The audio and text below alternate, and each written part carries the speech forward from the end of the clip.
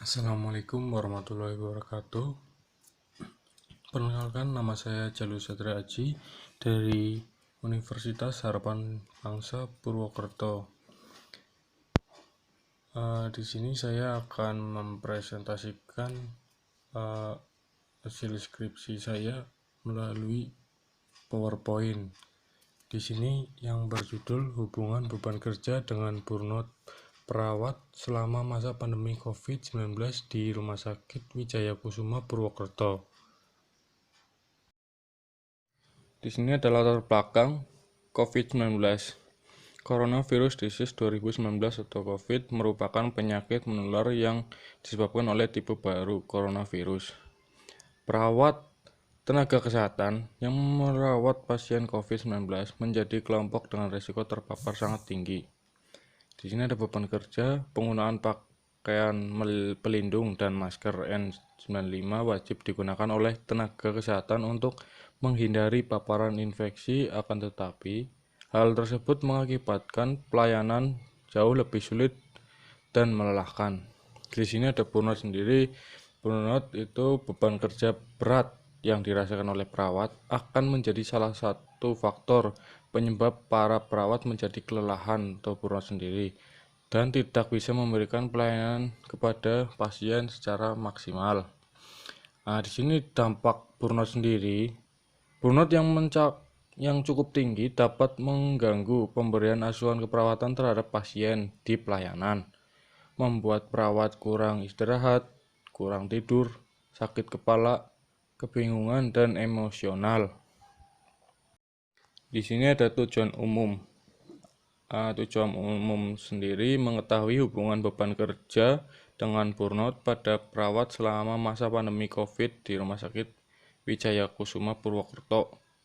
Tujuan khusus yang pertama itu ada mengidentifikasi karakteristik perawat yang menangani COVID-19 berdasarkan usia, jenis kelamin, pendidikan, status pernikahan, dan masa kerja di Rumah Sakit Wijaya Kusuma Purwokerto. Yang kedua itu mengidentifikasi beban kerja pada perawat selama masa pandemi COVID-19 di Rumah Sakit Wijaya Kusuma Purwokerto. Yang ketiga itu ada untuk mengidentifikasi burnout pada perawat selama masa pandemi COVID-19 di Rumah Sakit Wijaya Kusuma Purwokerto. Dan yang terakhir itu ada tujuan khusus yang keempat, menganalisis hubungan beban kerja dengan burnout pada perawat selama masa pandemi COVID-19 di Rumah Sakit Wijaya Kusuma Purwokerto. Di sini ada kerangka teori COVID-19 turun kepada dampak COVID-19 itu yang pertama peningkatan beban kerja, kecemasan, stres kerja, depresi. Di sini yang saya ambil peningkatan beban kerja. Di sini di beban kerja tersebut untuk mempunyai faktor yang dapat mempengaruhi. Di sini yang pertama adalah kejenuhan kerja atau burnout sendiri. Yang kedua, kesalahan pada pelaporan, kelelahan kerja, meninggalkan pekerjaan, terganggunya alur kerja, kesalahan pemberian medikasi, ketegangan emosional, menarik diri secara psikologis, menghindari diri untuk terlibat dengan klien. Di sini beban kerja sendiri ada yang dipengaruhi faktor untuk mempengaruhi burnout. Di sini ada yang A sampai P itu terdiri dari usia, jenis kelamin, tingkat pendidikan, status perkawinan, etnis, konsep diri, perilaku tipe A, individu dan introvert, locus of control, individu yang fleksibel, perfeksionis, peran konflik dan peran ambiguitas, beban kerja, kurangnya kontrol, dukungan, konflik. Di sini yang saya ambil adalah beban kerja. Dari kejenuhan beban kerja burnout ini mengalur ke dimensi burnout. Itu ada 3. Yang pertama itu emotional exhaustion, yang kedua depressionalization, yang 3 low personal accomplishment. itu mengembangkan kriteria burnout. Ada 3 juga. Yang pertama itu rendah, sedang, dan tinggi. Nah, beban kerja tersebut mempunyai indikator. Yang pertama itu ada kondisi pekerjaan, penggunaan waktu kerja, yang tiga target yang harus dicapai. Nah, dari indikator tersebut mengembangkan untuk kriteria beban kerja. Yang pertama itu ada untuk menilai itu ada kriteria ringan, sedang, dan berat. Di sini ada kerangka konsep. Kerangka konsepnya itu Coronavirus Disease 2019. Di sini mengalur ke variabel independen beban kerja, terus melanjutkan ke variabel dependen atau burnoutnya sendiri.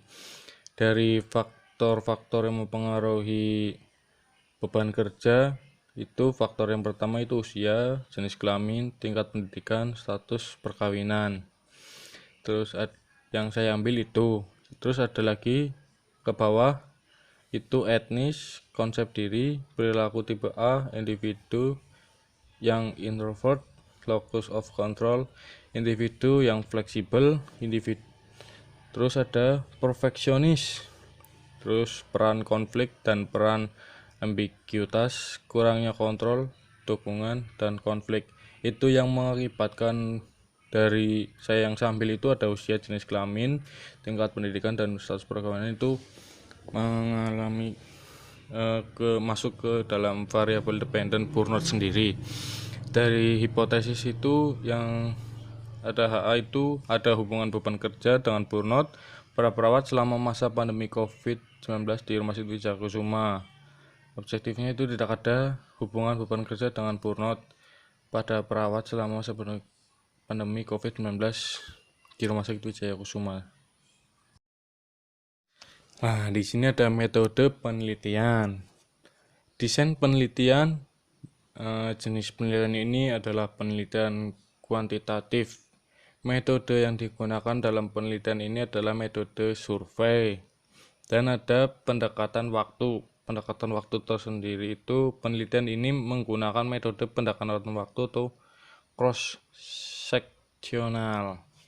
Nah, waktu penelitian ini akan dilaksanakan mulai bulan Oktober 2020 sampai Juli 2021. Pengiriman data pada bulan Maret 2021. Populasi yang digunakan pada penelitian ini selama ini semua perawat pasien COVID-19 di Rumah Sakit Wijaya Purwokerto sebanyak 52 perawat. Sampel semua perawat pasien COVID-19 di Rumah Sakit Wijaya Kusuma Purwokerto sebanyak 52 perawat dengan teknik total sampling. Lokasi sendiri itu penelitian ini dilakukan di Rumah Sakit Wijaya Kusuma Purwokerto. Variabel penelitian sendiri ada dua. Yang pertama variabel independen dan variabel dependen.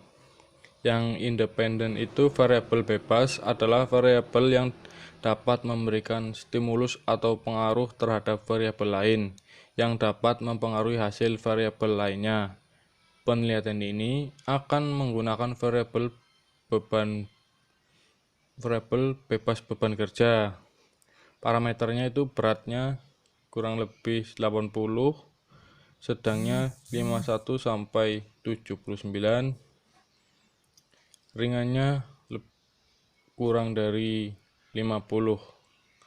Variabel dependen ini ada variabel terikat adalah variabel yang timbul akibat adanya respon dari variabel lain dan nilainya tergantung dari variabel lainnya. Nur Salam 2012.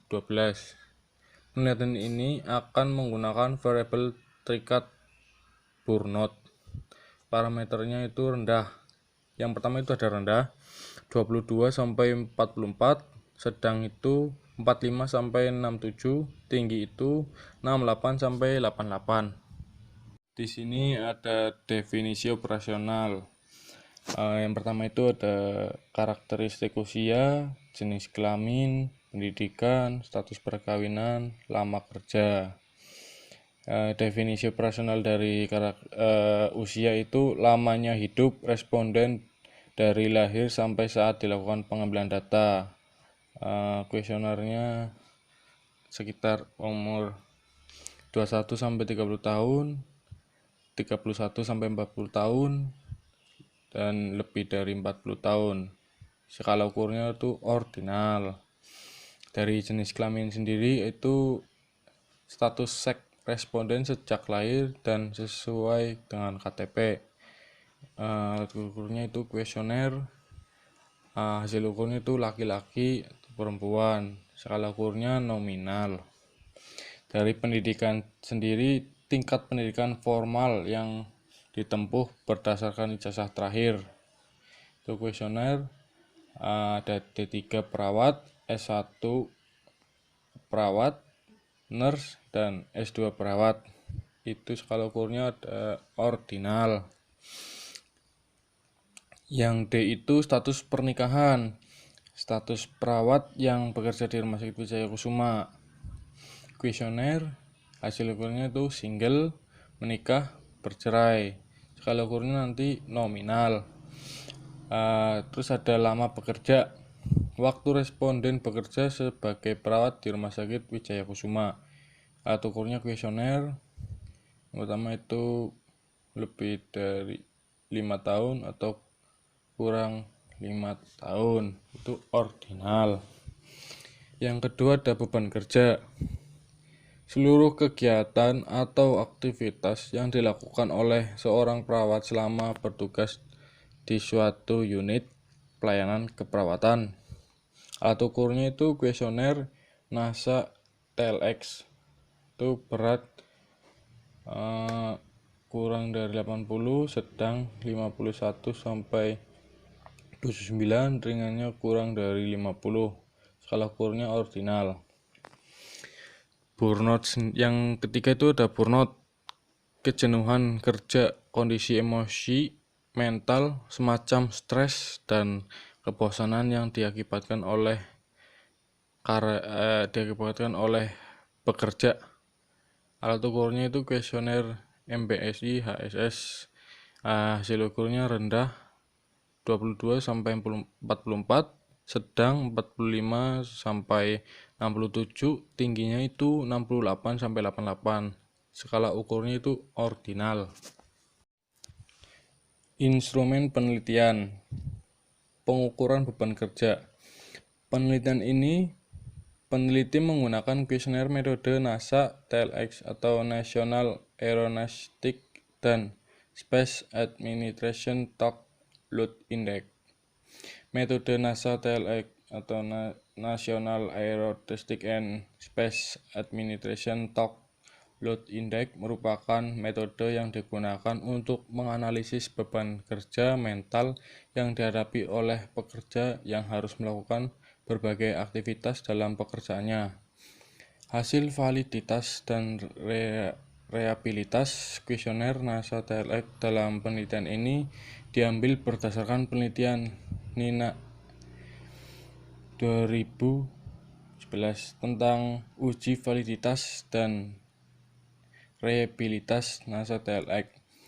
Bahasa Indonesia didapatkan hasil nilai validitas kuesioner berada pada rentang nilai 0,857 sampai 0,913 dan nilai reliabilitas kuesioner adalah 0,921. Lanjut, pengukuran burnout. Penelitian menggunakan MBI HSS karena MBI HSS digunakan untuk pekerja yang melakukan pelayanan terhadap klien. Terdapat 21 item pertanyaan pada kuesioner Maslach Burnout Inventory Human Service Survey dengan skala penelitian selalu, sering, kadang-kadang, dan tidak pernah. Maslach and Jackson 1981. Hasil validitas dan reliabilitas kuesioner MBI HSS dalam penelitian ini diambil berdasarkan penelitian Fauzia 2019. Didapatkan hasil seluruh item memiliki nilai koefisien positif dan t-value lebih 1,96. Keseluruhan item memiliki nilai validitas berkisar antara 0,313 hingga 0,907. Hasil uji reliabilitas didapatkan nilai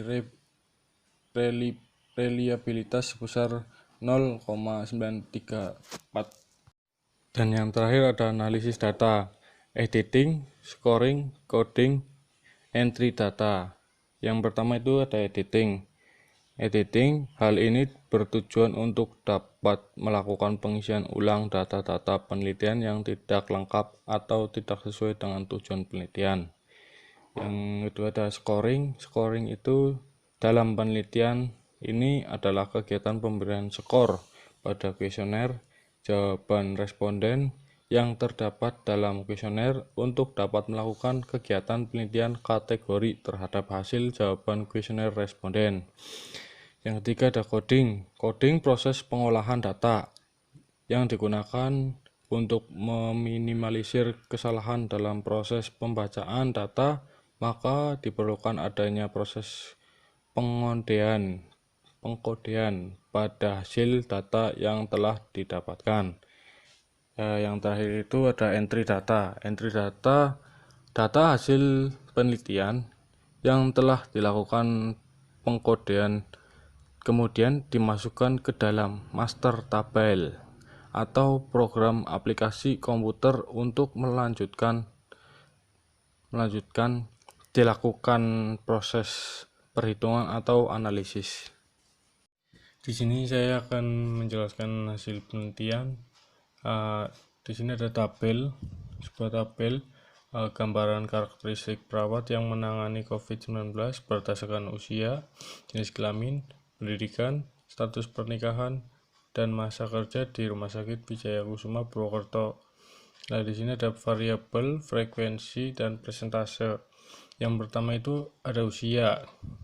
Di usia 21 sampai 30 tahun itu frekuensinya 22, persentase 42,3.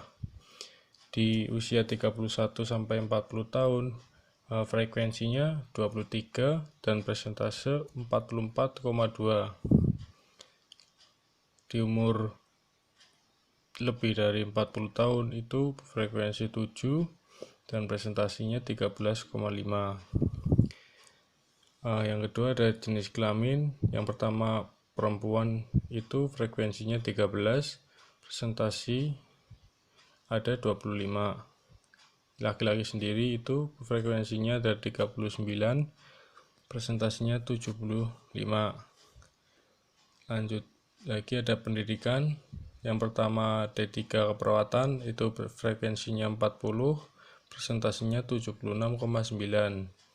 Yang profesi nurse itu frekuensinya ada 12, presentasinya 23,1. Selanjutnya status pernikahan. Pertama itu single. Yang single frekuensinya 10, presentasinya 19,2. Yang sudah menikah itu ada frekuensinya ada 42, presentasinya 80,8. Nah, di sini yang ngacut itu masa kerjanya kurang dari 5 tahun, ada 19 frekuensi dan presentasinya itu 36,5. Yang lebih dari 5 tahun itu 33, presentasinya itu 63,5. Nah, dari totalan frekuensi itu ada 52 dan presentasinya itu ada 100. Di sini ada diagram hasil penelitian gambaran beban kerja pada perawat selama masa pandemi COVID-19 di Rumah Sakit Wijaya Kusuma Purwokerto.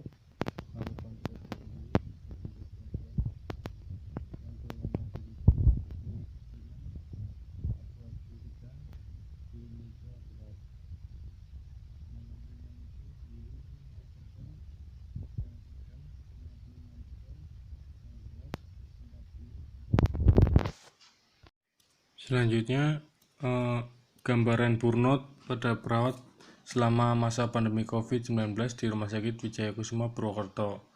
Di sini burnout yang berat itu 56%, ringan 0%, sedang itu 44%. Di sini selanjutnya ada hubungan beban kerja dengan burnout pada perawat selama masa pandemi COVID-19 di Rumah Sakit Wijaya Kusuma Purwokerto. Perawat beban kerja itu ada sedang dan berat. Burnout sendiri itu frekuensi yang sedang itu 18, sedangkan yang berat itu 11.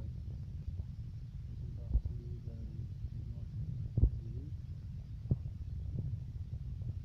yang sedang itu 34,6, yang berat 21,2. Burnout berat sendiri itu frekuensinya ada 5, yang berat itu ada 18. Presentasi yang di burnout yang berat itu ada sedang 96,6, dan yang berat itu 34,6. Dari total sendiri frekuensi 23, sedangkan yang berat itu 29.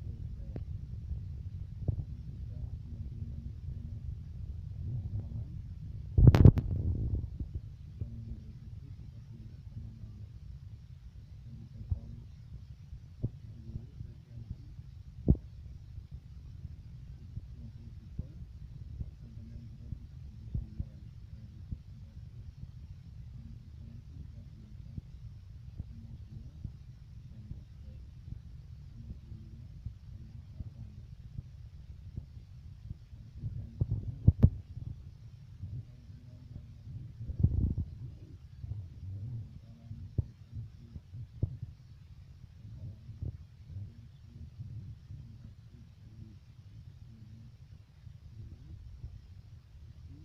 pada 79, 45,8, 23, 44,6, 57, 52, frekuensi totalnya 100.